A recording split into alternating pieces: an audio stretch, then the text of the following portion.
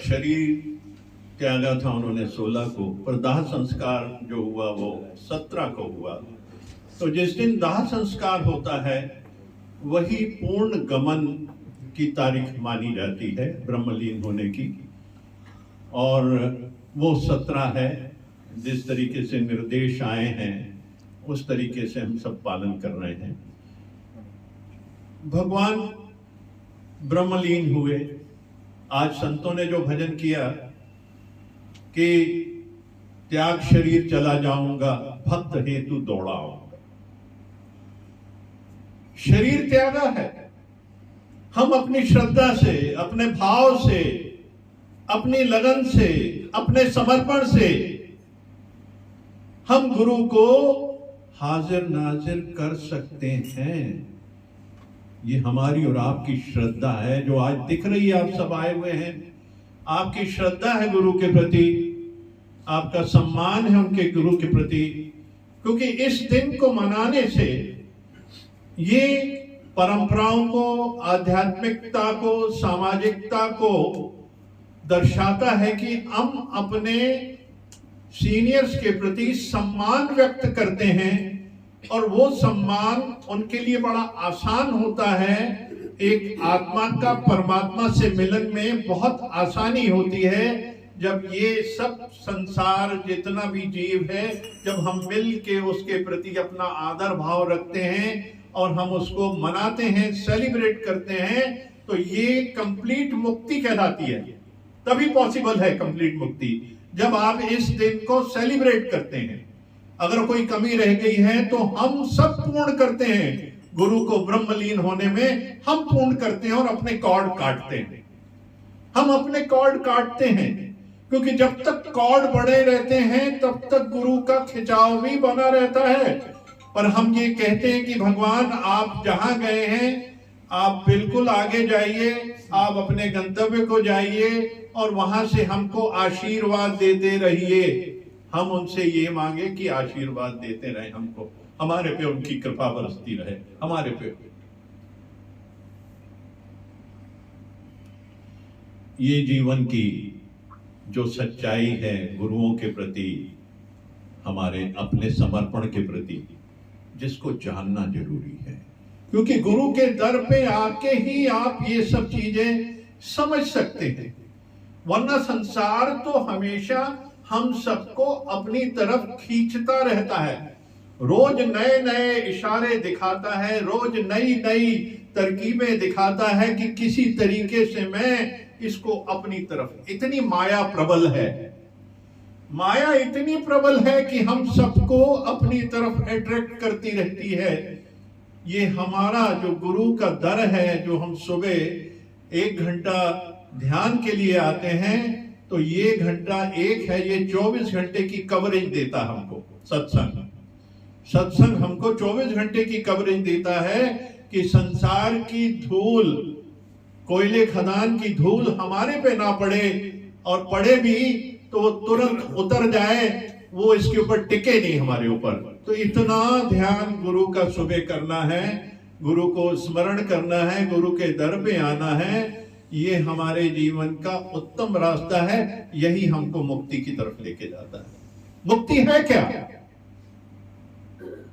जन्म मरण मुक्ति नहीं है, शरीर का छोड़ना मुक्ति नहीं है।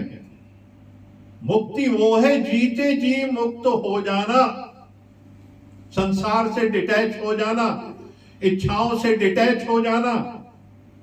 और जब हम इच्छाओं से डिटैच हो जाते हैं और सिर्फ आत्मा में टिक जाते हैं, परमात्मा में टिक जाते हैं, तो मुक्ति सरल हो जाती है। एक दिन सब ने मुक्त होना, ये मान के चले हम लोग। कोई इस जन्म में, कोई अगले जन्म में, कोई उससे अगले जन्म में, कोई उससे अगले जन्म में, हर एक को मुक्त होना है, वापस अपने घर की वापसी करनी है। जनाजे को मेरे वो रुकवा के बोले कि लौटेंगे कब तक और कहां जा रहे हैं, तो आवाज आई, जिंदगी की सजाएं यहां काटकर जहां से चले थे वहीं जा रहे हैं। तो हम वहीं जा रहे हैं, हमको वहीं जाना है। हम जितनी मौज कर लें, जितना ऐश्वर्य में जी लें, जितना संसार में अटैचमेंट करें, जितना घर में मोह करें, जितना पदार्थों से मोह करें, वो तुम्हें कुछ नहीं देगा, सिर्फ दुख, सिर्फ दुख। ये मेरी संपत्ति, ये मेरी पत्नी, ये मेरे बच्चे, मेरी प्रॉपर्टी, मेरे संस्थान, मैंने इतने सब कुछ बना दिए।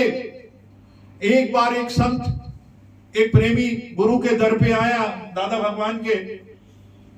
उनकी कर्म प्राणी बहुत गुरु को समर्पित थी। उन्होंने एक दिन उसको कहा चलो, बोले अच्छा चलते हैं, गुरु के पास चलते हैं। और वो बखान करने लगे, मैंने बहुत धर्मशालाएं बनाई, मैंने बहुत से स्कूल बनाए, मैं बहुत दान करता हूं, तो मुझे क्या मिलेगा, स्वर्ग या नर्क? बोले तुझे नर्क मिलेगा, क्योंकि तुझे याद है कि तूने किया। तू होता कौन है? आता वहां से, जाता वहां है, तू होता कौन है? देने वाला कोई और है, तू तो सिर्फ एक बीच में निमित्त मात्र है।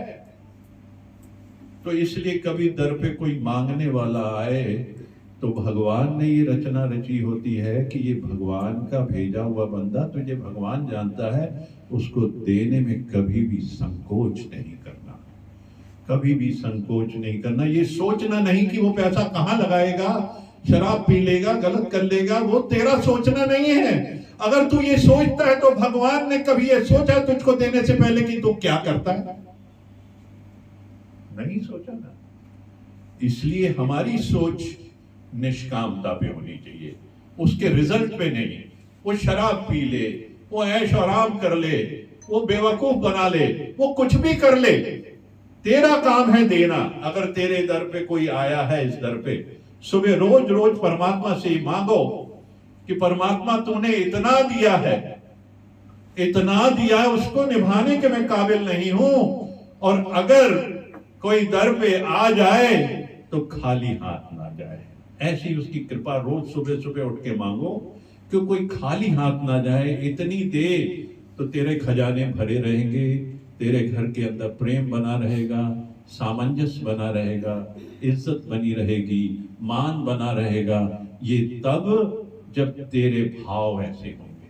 तुझे भाव ऐसे रखने, हर समय कमर्शियल नहीं, हर जगह कमर्शियल नहीं कि देने का लेना, देने का लेना नहीं।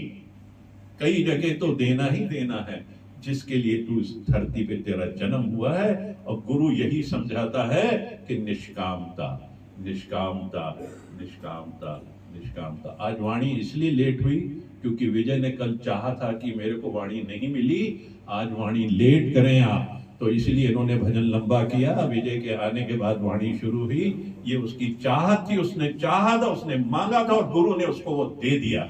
मेरे ख्याल ये मैंने कंप्लीट कर दिया है, वाणी पढ़ने के बाद भी कंप्लीट कर दिया है।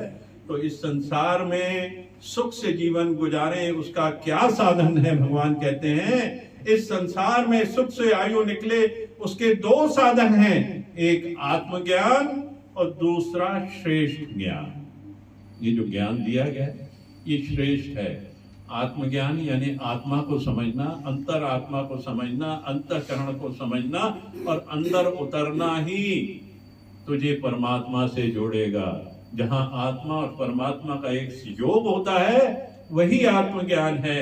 और श्रेष्ठ गुण है कैसे संसार की सेवा करना है, सबके प्रति प्रेम कैसे करना है। इसके लिए शम, दम, तितिक्षा, उपरति, श्रद्धा और समाधान 6 पिलर हैं। अगर इनको फॉलो करते रहे तो हर वक्त ये याद रहेगा कि मुझे करना क्या है, क्योंकि फॉर्मूलेज हैं, भगवान ने भेज दिया है। ये इस तरीके से आप निभाओगे तो आपको सब में भगवान नजर आएगा। कभी भी कोई अच्छा काम करना हो तो दूसरी बार मत सोचना उसका। और कभी भी कोई अगर कोई ऐसा लगता है कि ये काम तुम्हारे लायक नहीं है तो कुछ समय देना उसके ऊपर, फिर उस काम को करना। यही गुरु हमको ज्ञान देता है, यही आत्मज्ञान है। आत्मा का ज्ञान यही है, संपूर्ण ज्ञान यही है।